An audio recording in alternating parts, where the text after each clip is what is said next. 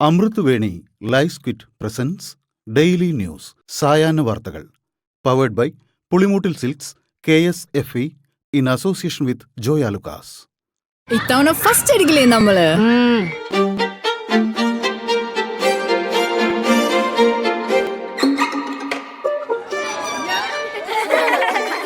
കുട്ടികൾക്കൊക്കെ പെയിൻ ശല്യം ഉണ്ടാകും. അതുകൊണ്ട് ലൈസ് കിറ്റ് ഉപയോഗിച്ച് ക്ലാസ്സിൽ വരാൻ പ്രത്യേകം ശ്രദ്ധിക്കണം. ലൈസ് കിറ്റ് ലൈസ് റിമൂവർ പെയിൻ ശല്യത്തിൽ നിന്നും ഉടനടി ആശ്വാസം. നമസ്കാരം, ഞാൻ നീതു കൃഷ്ണ. ഡെയിലി ന്യൂസിന്റെ സായാഹ്ന വാർത്തകളിലേക്ക് സ്വാഗതം. ഇന്ന് ഓഗസ്റ്റ് 30 ശനിയാഴ്ച. കണ്ണൂർ കണ്ണപുരം കീഴറയിലെ വീട്ടിൽ ഇന്ന് പുലർച്ചെ 2 മണിയോടെ ഉണ്ടായ സ്ഫോടനത്തിൽ ഒരു മരണം.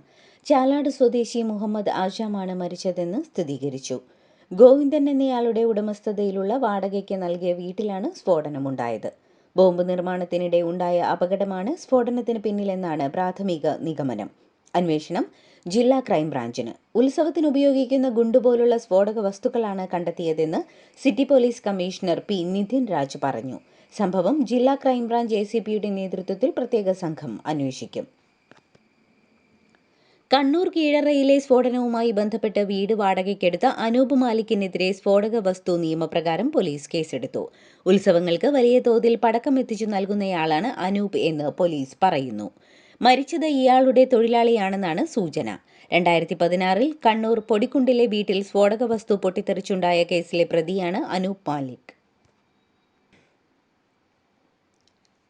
കണ്ണൂർ കണ്ണപുരം സ്ഫോടനത്തിലെ പ്രതി അനൂപ് മാലിക് കോൺഗ്രസുമായി അടുത്ത ബന്ധമുള്ള ആളാണെന്ന് കണ്ണൂർ ജില്ലാ സെക്രട്ടറി KK രാഗേഷ് ആരോപിച്ചു.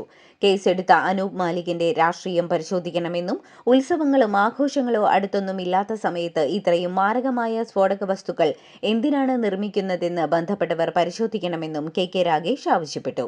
അതേസമയം പ്രദേശത്ത് ഇത്രകാലമായിട്ടും ഇത്തരത്തിൽ ഒരു സംഭവം നടക്കുന്നതിനെക്കുറിച്ച് പോലീസിന് കൃത്യമായ ധാരണയില്ലാതെ പോയതിൽ വിമർശിച്ച് DCC പ്രസിഡന്റ് മാർട്ടിൻ ജോർജും രംഗത്തെത്തി. ഉൽപാദകർ സ്ഫോടക വസ്തുക്കൾ എന്തിനു വേണ്ടിയാണ് നിർമ്മിച്ചതെന്ന് അന്വേഷിച്ച് കണ്ടെത്തി നടപടിയെടുക്കണമെന്നും അദ്ദേഹം പറഞ്ഞു. ആഗോള അയ്യപ്പ സംഗമം CPM ആണോ നടത്തേണ്ടതെന്ന് BJP നേതാവ് കുമ്മനം രാജശേഖരൻ ചോദിച്ചു. ആരെ ക്ഷണിക്കണമെന്ന് CPM തീരുമാനിക്കേണ്ടെന്ന് പറഞ്ഞ കുമ്മനം രാജശേഖരൻ മുഖ്യമന്ത്രിക്ക് അയ്യപ്പനിൽ വിശ്വാസമുണ്ടോ എന്നും ചോദ്യമുന്നയിച്ചു.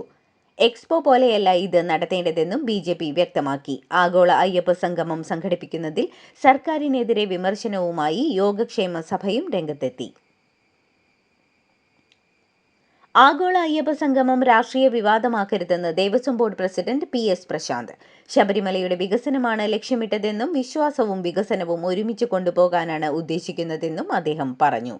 വിവിധ മതസമുദായ സംഘങ്ങളെ ക്ഷണിക്കുമെന്നും ആചാരവിരുദ്ധമായ ഒന്നും അയ്യപ്പ സംഗമത്തിന്റെ ഭാഗമായി നടക്കില്ലെന്നും ദേവസ്വം ബോർഡ് പ്രസിഡന്റ് പറഞ്ഞു. കനത്ത മഴയെ തുടർന്നുണ്ടായ മണ്ണിടിച്ചിലിനെ തുടർന്ന് താമരശ്ശേരി ചുരത്തിൽ ഏർപ്പെടുത്തിയിരുന്ന ഗതാഗത നിയന്ത്രണം നീക്കി. KSRTC ബസ്സുകളും ചരക്ക് ലോറികളും അടക്കമുള്ളവ ഇന്നലെ വൈകിട്ട് മുതൽ നിയന്ത്രണങ്ങളോടെ കടത്തിവിട്ടു. വലിയ മൾട്ടി ആക്സിൽ വാഹനങ്ങൾക്ക് മാത്രം നിരോധനം തുടരും. ചരക്കുമായി എത്തുന്ന വാഹനങ്ങൾക്ക് പ്രത്യേക ക്രമീകരണം ഒരുക്കും. മണ്ണിടിച്ചിലുണ്ടായ 9ാം വളവിൽ വാഹനങ്ങൾ പാർക്ക് ചെയ്യാൻ അനുവദിക്കില്ലെന്നും ഉദ്യോഗസ്ഥർ വ്യക്തമാക്കി. വയനാടിന്റെ തുരങ്കപാത നിർമ്മിക്കുന്നതിന് നാളെ തുടക്കമാകും. ആനക്കാംപോയിൽ കള്ളാടി മേപ്പാടി തുരങ്കപാത പദ്ധതിക്ക് പാരിസ്ഥിതിക അനുമതി ലഭിച്ച സാഹചര്യത്തിലാണ് നിർമ്മാണ പ്രവർത്തനങ്ങൾ തുടങ്ങുന്നത്. കിഫ്ബി പദ്ധതിയിൽ ഉൾപ്പെടുത്തിയ പദ്ധതിയുടെ നിർമ്മാണ ചെലവ് 2134 കോടി രൂപയാണ്. 8.73 കിലോമീറ്റർ പാതയുടെ 8.1 കിലോമീറ്റർ ഇരട്ട ടണലായാണ് വിഭാവനം ചെയ്തിരിക്കുന്നത്. കൊങ്കൺ റെയിൽവേ കോർപ്പറേഷൻ ലിമിറ്റഡാണ് പാതയുടെ നിർവഹണ ഏജൻസി. സംസ്ഥാന ദുരന്ത നിവാരണ അതോറിറ്റിയുടെ സ്റ്റേറ്റ് എമർജൻസി ഓപ്പറേഷൻ സെന്ററിന്റെ ഫോൺ നമ്പർ ഉൾപ്പെടുന്ന എല്ലാ വാട്സ്ആപ്പ് ഗ്രൂപ്പുകളും ഹാക്ക് ചെയ്തു. നിലവിൽ ദുരന്ത നിവാരണവുമായി ബന്ധപ്പെട്ടതും മഴ മുന്നറിയിപ്പും അതുമായി ബന്ധപ്പെട്ടുള്ള മെസ്സേജുകൾ അയക്കുവാനോ സ്വീകരിക്കുവാനോ സാധിക്കുന്നില്ല. പ്രശ്നം നിലവിൽ പരിഹരിക്കാൻ ശ്രമിച്ചുകൊണ്ടിരിക്കുകയാണെന്ന് ദുരന്ത നിവാരണ അതോറിറ്റി അറിയിച്ചു.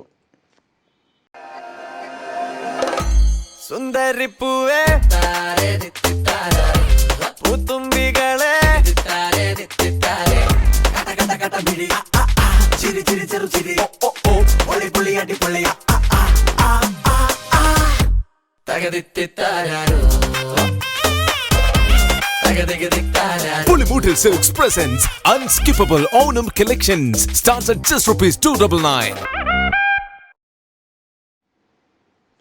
വ്യാജ തിരിച്ചറിയൽ കാർഡ് കേസുമായി ബന്ധപ്പെട്ട് രാഹുൽ മാങ്കൂട്ടത്തിൽ MLA ഇന്ന് ക്രൈംബ്രാഞ്ചിന് മുന്നിൽ ഹാജരാകില്ല.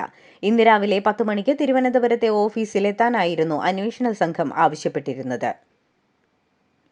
എന്നാൽ നോട്ടീസ് ലഭിച്ചില്ലെന്നും അതിനാൽ ഹാജരാകില്ലെന്നുമാണ് രാഹുൽ പറയുന്നത്. അന്വേഷണത്തിന്റെ ഭാഗമായി ഇന്നലെ രാഹുലിന്റെ അടുത്ത സുഹൃത്തുക്കളായ 4 പേരുടെ വീട്ടിൽ പരിശോധന നടത്തുകയും മൊബൈൽ ഫോണുകൾ പിടിച്ചെടുക്കുകയും ചെയ്തിരുന്നു. രാഹുൽ മാങ്കൂട്ടത്തിൽ MLAയുടെ പേരിലുണ്ടായ വിവാദങ്ങൾ കോൺഗ്രസിന് ക്ഷീണമുണ്ടാക്കിയെന്ന് KPCC അധ്യക്ഷൻ അഡ്വക്കേറ്റ് സണ്ണി ജോസഫ്. എന്നാൽ അത് പറയാൻ തങ്ങളെ എതിർക്കുന്ന ഒരു പാർട്ടിക്കും ധാർമ്മികമായോ നിയമപരമായോ അവകാശമില്ല. രാഹുൽ MLA സ്ഥാനം രാജിവെക്കേണ്ടതില്ലെന്നും അങ്ങനെയൊരു കീഴ്വഴക്കമില്ലെന്നും അദ്ദേഹം പറഞ്ഞു.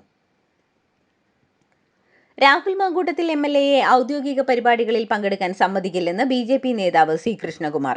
പാലക്കാട് മണ്ഡലത്തിൽ രാഹുൽ വന്നാൽ ശക്തമായ സമരമുണ്ടാകും. MLA എന്ന നിലയിൽ ക്ലബിന്റെയോ റെസിഡൻസ് അസോസിയേഷന്റെയോ പരിപാടികളിൽ പങ്കെടുത്താലും തടയുമെന്നും ശ്രീ കൃഷ്ണകുമാർ പറഞ്ഞു.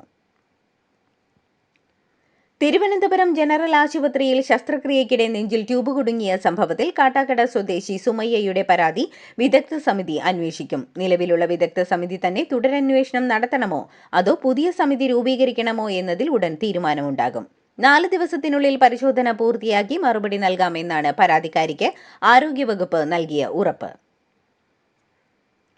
കൊച്ചിയിലെ കാനറ ബാങ്ക് ശാഖയിൽ പുതുതായി എത്തിയ ബാങ്ക് മാനേജർ ക്യാന്റീനിൽ ബീഫ് നിരോധിച്ചതിന് പിന്നാലെ ബാങ്കിൽ ബീഫ് ഫസ്റ്റ് നടത്തി തൊഴിലാളി സംഘടന. ബാങ്ക് എംപ്ലോയീസ് ഫെഡറേഷൻ ഓഫ് ഇന്ത്യയാണ് ബാങ്കിൽ ബീഫ് ഫസ്റ്റ് നടത്തി പ്രതിഷേധിച്ചത്. ബീഹാറി സ്വദേശിയായ റീജിയണൽ മാനേജറാണ് ക്യാന്റീനിന് ബീഫ് വിളമ്പരുതെന്ന് നിർദ്ദേശിച്ചത്. ഇതിന് പിന്നാലെയായിരുന്നു പ്രതിഷേധം സംഘടിപ്പിക്കപ്പെട്ടത്. കൊല്ലം തെന്മല ശെന്തുരുണിയിൽ വിനോദസഞ്ചാരത്തിനെത്തിയ LP സ്കൂൾ വിദ്യാർത്ഥികൾക്ക് നേരെ കടന്നൽക്കൂട്ടത്തിന്റെ ആക്രമണം. തിരുവനന്തപുരം നെയ്യാറ്റിൻകര കീഴാരൂർ LP സ്കൂളിലെ കുട്ടികൾക്കാണ് കുത്തേറ്റത്. ശെന്തുരുണി കളംകുന്ന് ഭാഗത്ത് ട്രക്കിങ്ങിന് പോയ സംഘത്തെയാണ് കടന്നൽക്കൂട്ടം ആക്രമിച്ചത്. ശക്തമായ കാറ്റിൽ കടന്നൽക്കൂട് ഇളകിയതാണ് കാരണമെന്ന് പ്രാഥമിക നിഗമനം. പരിക്കേറ്റ കുട്ടികളെ തെന്മല പ്രാഥമിക ആരോഗ്യ കേന്ദ്രത്തിൽ പ്രവേശിപ്പിച്ചു. മകന്റെ മർദ്ദനത്തെ തുടർന്ന് ചികിത്സയിൽ കഴിഞ്ഞിരുന്ന മുതിർന്ന CPM നേതാവായ ആണ്ടവർ മരിച്ചു. കജനാപ്പാറ സ്വദേശിയും രാജകുമാരി പഞ്ചായത്ത് മുൻ വൈസ് പ്രസിഡന്റുമായിരുന്ന ആണ്ടവർ ആണ് മരിച്ചത്. സംഭവത്തിൽ മകൻ മണികണ്ഠനെ പോലീസ് അറസ്റ്റ് ചെയ്തു. ദീർഘകാലം CPM രാജാക്കാട് ഏരിയ കമ്മിറ്റി അംഗമായിരുന്നു ആണ്ടവർ. കൺഗ്രാചുലേഷൻസ് മിട്ടിക്കാട്ടോ. പൈലറ്റ് ആവണമെന്ന് പറയണേ. അവളുടെ ആഗ്രഹമല്ലേ, അവള് പറക്കട്ടെ. ചെലവ് എത്രയാന്ന്? KSFEയുടെ പുതിയ ഹാർമണി ചിട്ടി ചേരണം. കണ്ണടച്ചു തുറക്കും മുമ്പ് അവളുടെ +2 കഴിയില്ലേ.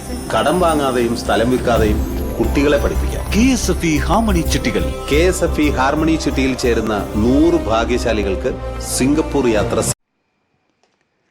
ഇന്ത്യൻ രൂപയുടെ മൂല്യം ഇടിഞ്ഞത് പ്രവാസികൾക്ക് നേട്ടമാകുന്നു. ധനവിനിമയ സ്ഥാപനങ്ങളിൽ നിന്ന് നാട്ടിലേക്ക് പണം അയക്കാൻ പ്രവാസികളുടെ വലിയ തിരക്കാണ് അനുഭവപ്പെടുന്നത്. UAEയിൽ ഒരു ദിർഹത്തിന് 24.01 രൂപയാണ് ഇന്നലെ ലഭിച്ച മികച്ച നിരക്ക്. ജപ്പാൻ സന്ദർശനത്തിനിടെ ബുള്ളറ്റ് ട്രെയിനിൽ യാത്ര ചെയ്ത പ്രധാനമന്ത്രി നരേന്ദ്രമോദി. ജപ്പാൻ പ്രധാനമന്ത്രി ഷിഗേരു ഇഷിബയ്ക്കൊപ്പമായിരുന്നു യാത്ര. ടോക്കിയോയിൽ നിന്ന് സെൻഡായിലേക്കായിരുന്നു ഇരുവരുടെയും യാത്ര. സാമൂഹിക മാധ്യമമായ എക്സിലൂടെ പ്രധാനമന്ത്രി നരേന്ദ്രമോദി തന്നെയാണ് ഇക്കാര്യം അറിയിച്ചത്.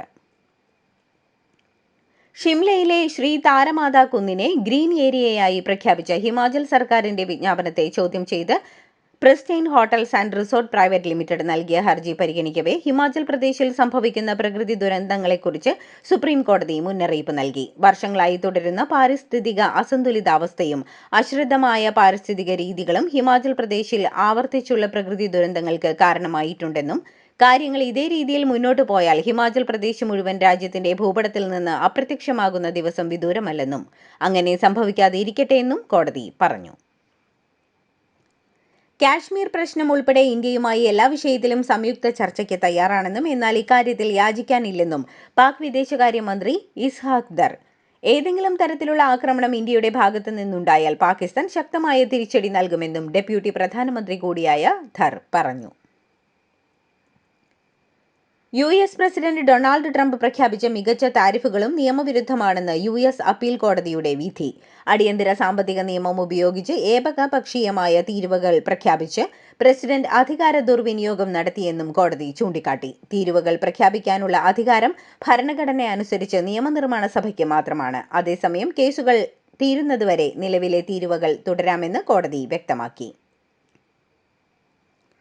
ഇന്ത്യയ്ക്ക് മേൽ ഇരട്ട തീരുവ ചുമത്തിയ US പ്രസിഡന്റ് ഡൊണാൾഡ് ട്രംപിനെ രൂക്ഷമായി വിമർശിച്ച് അമേരിക്കയുടെ മുൻ ദേശീയ സുരക്ഷാ ഉപദേഷ്ടാവ് ജേക്ക് സള്ളിവൻ.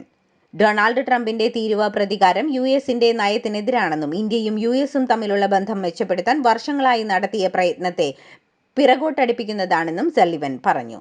ട്രംപിന്റെ തീരുവ പ്രതികാരത്തിൽ ഇന്ത്യയും ചൈനയും അടുത്തുവെന്നും എന്നാൽ ട്രംപിന്റെ നയം കാരണം ഇന്ത്യയും ചൈനയും ഒരുമിച്ച് US-നെതിരെ തിരിയുന്ന സാഹചര്യമാണ് ഉണ്ടായിരിക്കുന്നതെന്നും സള്ളിവൻ വിമർശിച്ചു.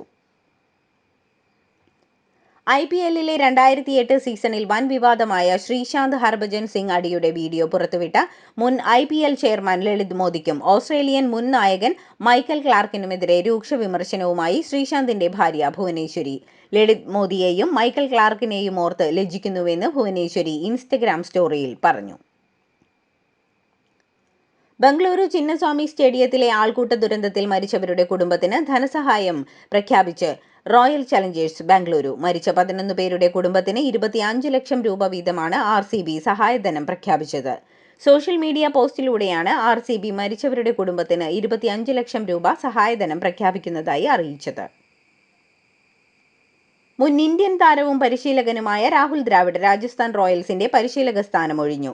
കഴിഞ്ഞ വർഷം ഇന്ത്യൻ ടീമിനെ T20 ലോകകപ്പ് ജേതാക്കളാക്കിയ ശേഷം ഇന്ത്യൻ ടീം പരിശീലക സ്ഥാനം ഒഴിഞ്ഞ ശേഷമാണ് ദ്രാവിഡ് രാജസ്ഥാൻ റോയൽസിന്റെ പരിശീലക സ്ഥാനം ഏറ്റെടുത്തത്. ഒരു സീസണിൽ മാത്രം ടീമിനെ പരിശീലിപ്പിച്ച ശേഷമാണ് ദ്രാവിഡ് പടിയിറങ്ങുന്നത്. ദ്രാവിഡിന് കൂടുതൽ വിപുലമായ ഒരു പദവി വാഗ്ദാനം ചെയ്തിരുന്നുവെങ്കിലും അദ്ദേഹം അത് ഏറ്റെടുക്കുന്നില്ലെന്ന് തീരുമാനിച്ചെന്നും രാജസ്ഥാൻ റോയൽസ് പ്രസ്താവനയിൽ അറിയിച്ചു. ഇതോടുകൂടി ഡെയിലി ന്യൂസിന്റെ ഇന്നത്തെ സായാഹ്ന വാർത്തകൾ സമാപിക്കുന്നു. ഡെയിലി ന്യൂസിനു വേണ്ടി വാർത്തകൾ വായിച്ചത് നീതു കൃഷ്ണ. DailyNewsLive.in വാർത്തകൾ വിരൽ തുമ്പിൽ.